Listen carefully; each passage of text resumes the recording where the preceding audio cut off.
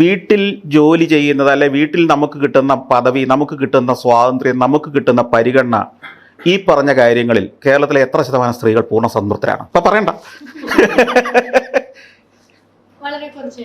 എന്നാൽ ഇതേ സ്ത്രീകൾ അമേരിക്കയിലേക്ക് ലാൻഡ് ചെയ്താൽ ആ നിമിഷം മുതൽ വേറൊരു സ്ത്രീയാകുകയാണ്. ഞാനിത് കണ്ടിട്ടുള്ളതാണ്. അവിടെ ഭക്ഷണം വിളമ്പുന്നിടം പോലെ, പാചകം ചെയ്യുന്നിടം പോലെ ഈക്വൽ റെസ്പോൺസിബിലിറ്റിയും പാർട്ട്ണർഷിപ്പുക.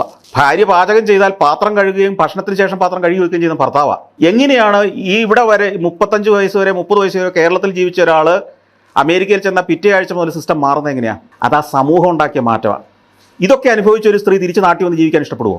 ഇങ്ങനെ ഓരോ ആൾക്കും അവരവരുടെ നേട്ടങ്ങളെക്കുറിച്ച്, അവർക്കുണ്ടായ സംതൃപ്തിയെക്കുറിച്ച്, അവർക്കുണ്ടായ ജീവിതത്തിലെ മാറ്റത്തെക്കുറിച്ച് പറയാനുണ്ടെങ്കിൽ അവരവിടെ ജീവിക്കുന്നു. അതാണ് കാരണം.